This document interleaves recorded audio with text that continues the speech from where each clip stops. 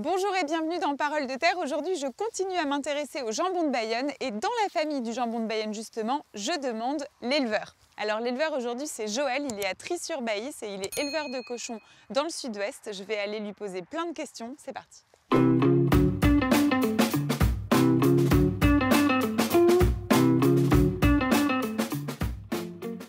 Bonjour Joël. Bonjour Raphaël.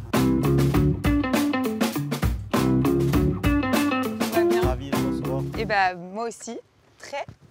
Alors toi Joël, tu es naisseur éleveur de cochons dans le sud-ouest.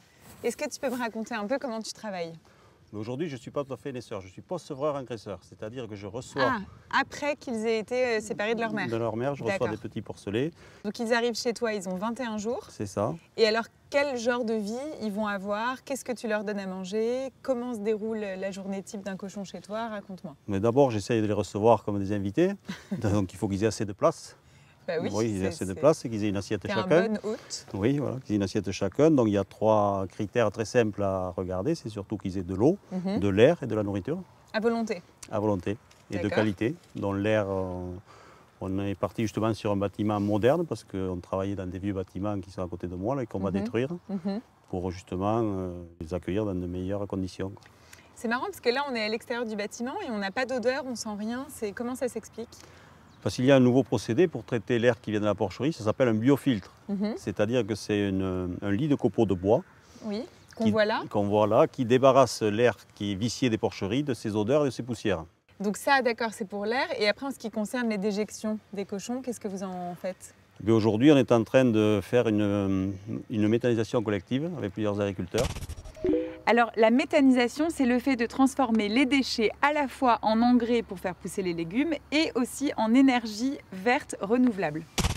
Donc on va débarrasser aussi le lisier qu'on appelle de ses odeurs et il aura une valeur fertilisante toujours constante et il sera répandu dans le digestat qu'on appelle, sera répandu dans les champs pour faire pousser le maïs qui servira ensuite encore à nourrir les cochons dans la boucle est bouclée. Oui, le vrai cercle vertueux. Et ça, c'est une dimension qui est importante pour toi. Oui, tout à fait important, et surtout pour mes voisins, parce que pour arriver à construire une porcherie comme ça, c'est qu'il a fallu expliquer tout ça à mes voisins, et qu'ils le comprennent, et qu'ils n'aient pas les gêner par les odeurs, par les nuisances olfactives. D'accord, et parle-moi un peu plus de l'alimentation. Qu'est-ce qu'ils mangent et d'où vient cette nourriture? L'alimentation, c'est une alimentation essentiellement à base de céréales, produite dans le sud-ouest, sans OGM. Et on adhère à une coopérative qui a une usine d'aliments en partenariat avec d'autres coopératives et qui fabrique elle-même son soja non OGM, du soja de pays fabriqué ici dans la région. Alors ne vous inquiétez pas, sur cette partie alimentation justement, il y aura tout un épisode entier consacré à cette partie. Aujourd'hui, c'est vrai qu'on oppose élevage en plein air et élevage conventionnel en intérieur. Pourquoi toi, tu as fait ce choix justement du bâtiment? Sûrement, je peux en parler parce que j'étais aussi éleveur de cochons en plein air. Mais bon, on ne peut pas élever les mêmes quantités en plein air parce qu'il faut vraiment de la place pour pouvoir les élever dans de bonnes conditions.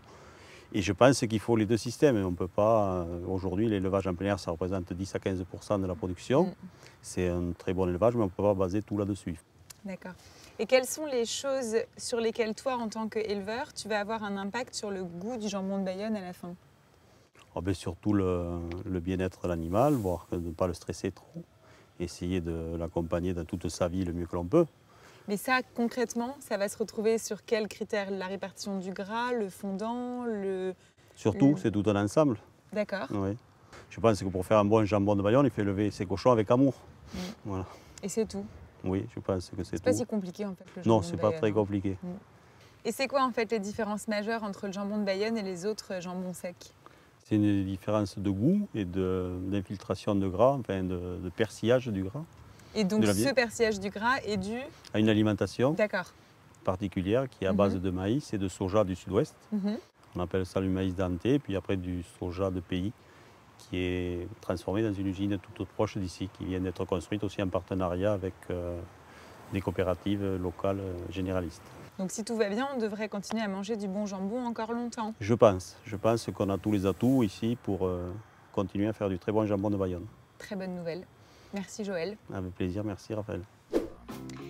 Et voilà, Parole de Terre, c'est fini pour aujourd'hui. Moi j'ai appris plein de choses sur l'élevage des cochons destinés au jambon de Bayonne.